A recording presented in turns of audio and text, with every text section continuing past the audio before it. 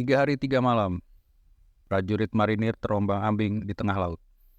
Untuk mendukung serbuan pertama pasukan TNI di Timur Timur pada tahun 1975, sesuai peran dan sebagai bagian dari pasukan pendarat, anggota Detasemen Intai Amfibi Marinir Pasmar 1 ditugaskan untuk menyiapkan pendaratan amfibi Batalion Tim Pendarat BTP 1 di Pantai Dili, ibu kota Timur Timur. Selepas maghrib 6 Desember 1975, satu tim marinir yang terdiri dari Kapten Marinir Arthur Solang, Pelda Marinir Slamet Priyono, Serka Marinir Nur Kamit, Serma Marinir Sutardi, Sertu Marinir Samuri, dan Kopda Marinir Suyono dipanggil menghadap Komandan Gugus Tugas Amfibi atau Gusgasvip, Kolonel Laut Penerbang Gatot Suwardi, ke kamar Komandan KRI Marta Dinata 342. Tim yang beranggotakan 6 orang ini mendapat kepercayaan sekaligus kehormatan sebagai tim pengintai untuk menyiapkan peta pendaratan bagi Pasmar 1 di Pantai Komoro sebelah barat kota Dili. Setelah diberi penjelasan dan pengarahan tentang situasi daerah yang akan diselidiki, mereka pun menerima perintah operasi langsung dari Dan Gus Gasvip. Tugas tim ini adalah menyusup ke pantai yang dikuasai musuh, menyiapkan peta pendaratan dengan melaksanakan penyelidikan pantai, mencakup situasi dan kondisi gradien pantai, arah arus, kecepatan arus, tinggi pecahan gelombang, keadaan pantai belakang, serta posisi musuh di pantai. Mereka juga bertugas memasang tanda-tanda batas dan petak pendaratan bagi ranfur amfibi marinir. Pukul 22.00 diiringi doa seluruh awak kapal, anggota-anggota IPAM dan Kopasanda yang berada di KRI Marta Dinata. Selanjutnya tim ini didebarkasikan ke sebuah perahu karet yang kemudian dengan senyap bergerak menuju Pantai Komoro, kurang lebih 10 mil dari KRI Marta Dinata. Tanggal 6 Desember 1975, tepat pukul 24.00 tengah malam, tim yang bertugas melaksanakan penyelidikan pantai turun dari perahu karet pada jarak 4 mil dari pantai, yaitu Pelda Marinir Slamet Priyono, Serka Marinir Nukamit, Serma Marinir Sutardi, dan Kopda Marinir Suyono. Mereka kemudian berenang menuju ke sasaran, sedangkan Kapten Marinir Arthur Solang dan Sertu Marinir Samuri bertugas menunggu di titik temu. Tiap anggota pada waktu itu dilengkapi dengan pelampung, pisau, baterai isyarat, fin, masker, 2 buah granat tangan, arloji bawah air, dan kompas bawah air. Tanggal 7 Desember 1975 pukul 1.30 dini hari, tim ini menginjak pasir pantai di belakang garis pecahan gelombang. Angin kencang, gelombang yang memecah di pantai dengan suaranya yang bergemuruh, sangat membantu penyusupan tanpa diketahui musuh. Mereka segera melaksanakan pengintaian ke arah darat, dari belakang garis pecahan gelombang, melebar ke kiri dan ke kanan. Yang ke kanan, Serka Marinir Nur Kamit dengan Serma Marinir Sutardi, sedangkan ke kiri, Pelda Marinir Slamet Priyono dan Kopda Marinir Suyono. Sekitar pukul 02.30 dini hari, tim ini berkumpul kembali. Dari hasil pengamatan, mereka menganggap pemasangan tanda-tanda batas dengan lampu-lampu sorot untuk peta pendaratan tidak mungkin dilakukan karena aktifnya patroli-patroli musuh, baik patroli berjalan kaki maupun dengan kendaraan bermotor, yang sewaktu-waktu bisa saja lewat di tepi pantai yang berbatu-batu kerikil itu. Namun demikian disimpulkan bahwa tanpa batas peta pendaratan pun, Pantai Komoro selebar kurang lebih 5 km, sangat baik dan aman untuk didarati kendaraan-kendaraan amfibi maupun beaching LST.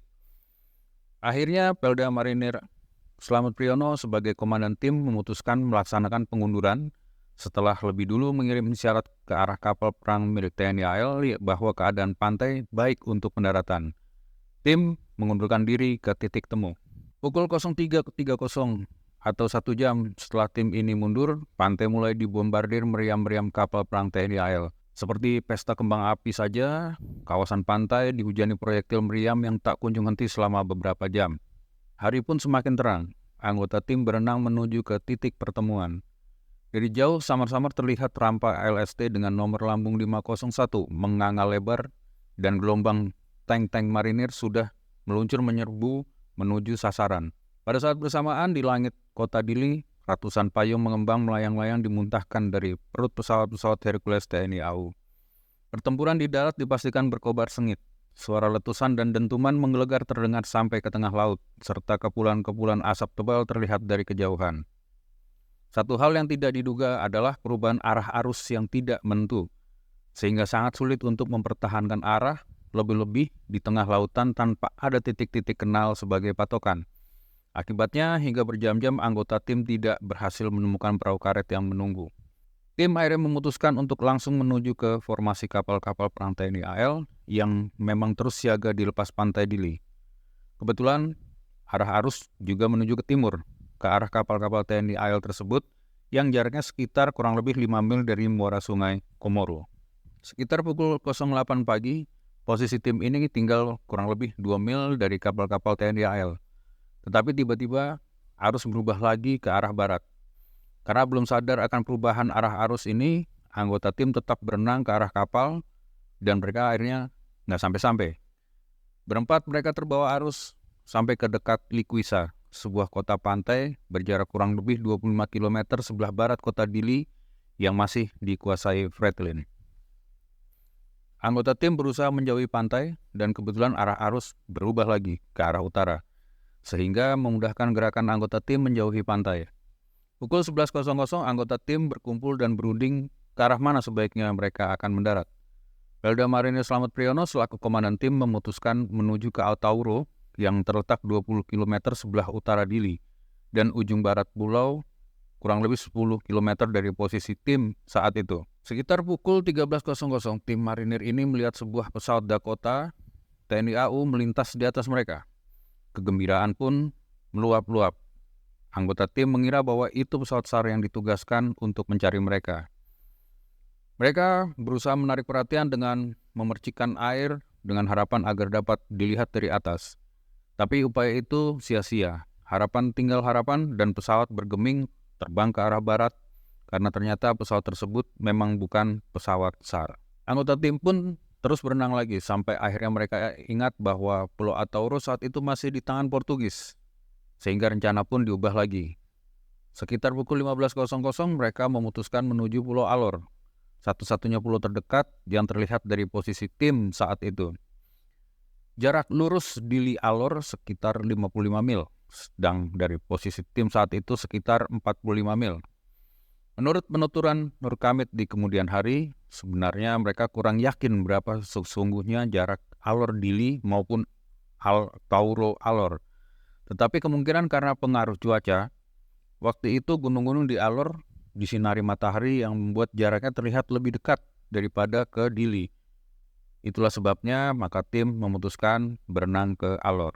Anggota tim berenang terus gaya berganti gaya dan beristirahat tidur setelah berenang 10 jam. Cara mereka tidur adalah dengan meniup pelampung sambil saling mengaitkan kaki dan bergandengan supaya tidak terpisah-pisah oleh hempasan gelombang dan arus. Walaupun setiap beristirahat anggota tim dapat langsung tidur nyenyak karena capeknya, tapi karena kedinginan dan kelaparan, mereka mudah sekali terbangun. Paling lama anggota tim dapat tidur tidak lebih dari 10 menit. Mereka khawatir kalau kepala terendam air akibatnya bisa fatal, yaitu tidak dapat bernafas dan mungkin mati kaku. Untuk menentukan arah tidaklah terlalu sulit. Siang hari anggota tim berpatokan pada puncak-puncak gunung di Alor, dan pada malam hari berpedoman pada bintang-bintang. 8 Desember 1975, tubuh mereka semakin lemah dan tenaga sudah mulai habis. Namun anggota tim tidak putus asa, terus berusaha mencapai Alor. Musuh utama mereka saat itu sebenarnya bukanlah gelombang, arus ataupun ikan-ikan buas seperti paus dan hiu yang sering dijumpai, melainkan rasa dingin, lelah dan kantuk yang dirasakan sangat berat. Pukul 16.00 pantai Alor mulai membayang samar-samar. Harapan untuk selamat kembali menyala. Sayangnya, justru bayangan daratan ini yang membuat tim terpecah dua karena perbedaan pendapat. Pelda Marinir Slamet Priyono tandem dengan Serma Marinir Sutardi, sedangkan Serka Marinir Nur Kamit tandem dengan Kopda Marinir Suyono. Karena Pelda Marinir Slamet Priyono dan Serma Marinir Sutardi berenangnya lebih cepat, maka mereka memutuskan untuk berenang duluan. Sebelum berpisah, Pelda Marinir Slamet Priyono berpesan, "Mit, saya dan Tardi akan menuju daratan lebih dulu, dan saya akan berusaha cari perahu untuk menolong kamu. Ya, itulah kata-kata terakhir yang disampaikan pada mereka berdua. 2 jam setelah berpisah, sekitar pukul 18.00, Nur Kamit beserta Kopda Marinir Suyono terjebak dalam pusaran arus yang sangat kuat. Hampir 2 jam keduanya tidak mampu keluar dari pusaran tersebut, membuat mereka hampir menyerah.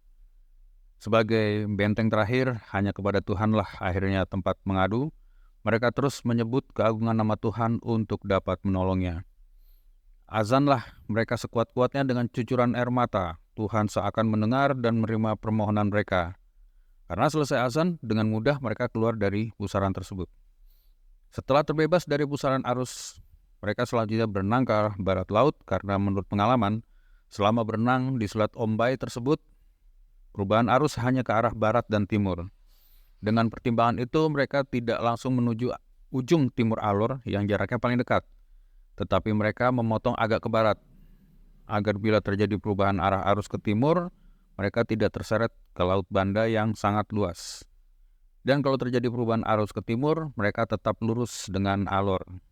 Pada malam hari tanggal 8 Desember 1975 adalah malam yang menentukan bagi Nur Kamit dan Suyono. Beberapa kali mereka mengalami kejadian luar biasa. Menjelang tengah malam, angin bertiup kencang menyebabkan gelombang pecah tidak teratur dan mengombang-ambingkan mereka yang sudah kelelahan dan kehabisan tenaga itu. Sekitar pukul 24.00 tengah malam, Nur Kamit yang sedang terlentang berenang dengan gaya punggung, melihat seakan-akan ada penampakan istana-istana yang luar biasa indahnya dengan tangga-tangga yang sangat artistik muncul di antara taburan bintang-bintang di langit. Tubuhnya seakan terasa ringan, terbang mengawang-awang. Nur Kamit mengajak Suyono berhenti dan naik ke istana tersebut. Suyono menyadari bahwa ada sesuatu yang gak beres pada diri Nur Kamit.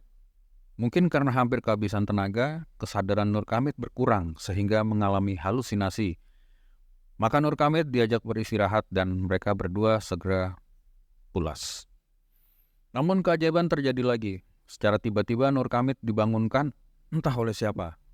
Karena rekannya Suyono, dia lihat masih tertidur pulas. Nur Kamit melihat jam dan ternyata ia sadar baru tertidur sekitar 3 menit.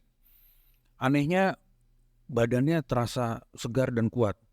Laut yang tadinya bergolak seperti mendidih sudah tenang seperti kolam renang dan airnya terasa hangat. Sebentar kemudian terdengar suara pecahan gelombang disusul sinar-sinar baterai seolah-olah pantai sudah di depan mata. Nur Kamit membangunkan Kopral Suyono dan berkata, "Yon, mari segera kita meneruskan perjalanan. Pertolongan Tuhan telah datang, daratan pasti sudah dekat." Jam menunjukkan tanggal 9 Desember 1975. Mereka berenang dengan semangat, moral tinggi dan tenaga berlipat ganda.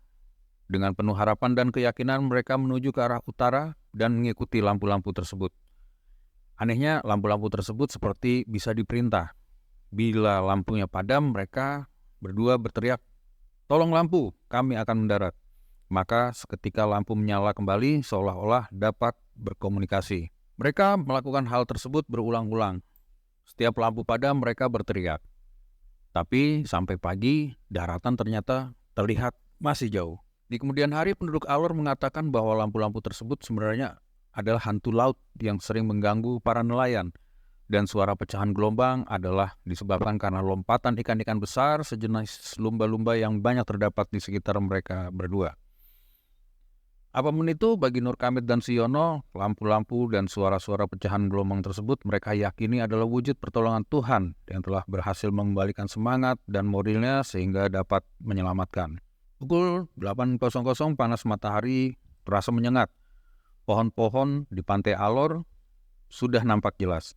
Bahkan mereka sudah dapat membedakan pohon-pohon kelapa di antara pohon-pohon lainnya. Tanpa khawatir, mereka terus berenang di kawal sejumlah besar kawanan hiu dan lumba-lumba. Keduanya yakin bahwa ikan hiu itu tidak akan menyerang karena mereka tidak memiliki luka yang mengeluarkan darah yang dapat merangsang kebuasan ikan itu, dan mereka pun berenang dengan gerakan yang teratur. Mereka sempat melihat ada sebuah perahu nelayan yang menuju pantai, tetapi karena terlalu jauh, tidak mungkin nelayan di perahu dapat melihat mereka. Ya, itulah satu-satunya perahu yang dapat mereka lihat selama perjalanan tersebut. Mereka terus berenang karena harapan untuk selamat semakin besar. Akhirnya, berkat kekuatan yang dikaruniakan Tuhan Yang Maha Esa, Pukul 12.15 tanggal 9 Desember 1975, mereka berhasil mendarat dengan selamat di pantai Peitoko, Alor Timur. Setelah berenang selama 3 hari 3 malam, menempuh jarak hampir 90 mil laut. Kebetulan di dekat tempat mereka mendarat, terdapat mata air tawar yang bersih. Disitulah mereka melepas dahaga setelah 3 hari 3 malam tidak makan dan tidak minum. Mereka pun sujud syukur kehadirat Allah yang Maha Kuasa yang telah memberikan keselamatan dan kesempatan untuk terus bertahan hidup. Usai sholat dengan kulit wajah yang hancur terkelupas, tanpa baju dan dengan kaki terpincang-pincang, mereka menuju ke sebuah kampung yang terletak 4 km di sebelah barat tempat mereka mendarat. Mereka sudah mulai menandai kampung tersebut sejak masih berada di tengah laut. Tetapi karena arus kuat ke arah timur, mereka tidak berhasil mendarat tepat di sana. Mereka berjalan pelan-pelan di jalanan yang berbatu-batu karang, menyebabkan kaki semakin sakit dan ngilu. Penderitaan belum selesai. Mereka ternyata masih harus mengalami cobaan lagi yang hampir-hampir merenggut nyawanya. Setibanya di kampung yang bernama Desa Peitoko, bukannya mereka dirawat dan diberi makanan, tetapi mereka nyaris dibunuh oleh anggota Hansip karena disangka pretilin. Namun pada saat kritis datang seorang pedagang yang pernah bermukim di Gresik, dan dengan perantaraannya berhasil meyakinkan saudara-saudara kita di Peitoko bahwa mereka betul-betul adalah tentara Indonesia. Baru setelah mereka yakin bahwa kedua orang itu adalah anggota-anggota Korps Marinir TNI AL, mereka menyambutnya dengan penuh keharuan. Semua penduduk mengerumuninya dan juga kedua anggota marinir itu pun menangis karena terharu. Malam hari tanggal 9 Desember 1975, mereka berdua dirawat seorang mantri desa. Luka-lukanya terutama di kaki diobati. Suyono sempat mengalami kelumpuhan, anggota badannya tidak dapat digerakkan. Tetapi berkat rawatan penduduk dengan ramuan daun-daunan, paginya Koperasi Suyono sudah mulai bisa duduk dan 2 hari kemudian sudah dapat berjalan normal. Tanggal 10 Desember 1975, sekitar jam 12 siang, Bapak Kepala Desa menemui kedua marinir itu. Karena waktu mereka tiba di Peitoko, beliau beserta para pamong desa lainnya sedang melaksanakan sensus penduduk di pedalaman. Para anggota Hansip beserta warga terus melakukan pencarian kedua rekannya yang kemungkinan juga mendarat di sepanjang pantai selatan Alor. Namun sampai tanggal 12 Desember 1975 saat mereka dijemput dan Ramil Alor Timur menuju kota kecamatan Martain Alor Timur, kedua rekannya belum ada kabar berita. Saat-saat mengharukan bagi mereka adalah ketika diadakan doa bersama di masjid-masjid dan gereja-gereja yang ditujukan khusus untuk mereka berdua dan kedua rekan yang belum ditemukan. Juga didoakan keselamatan prajurit TNI yang saat ini masih berjuang di Timur-Timur. Terima kasih sedalam-dalamnya untuk semua pertolongan yang tulus ikhlas dari saudara-saudara di Alor. Semoga mendapat balasan dari Tuhan Yang Maha Esa.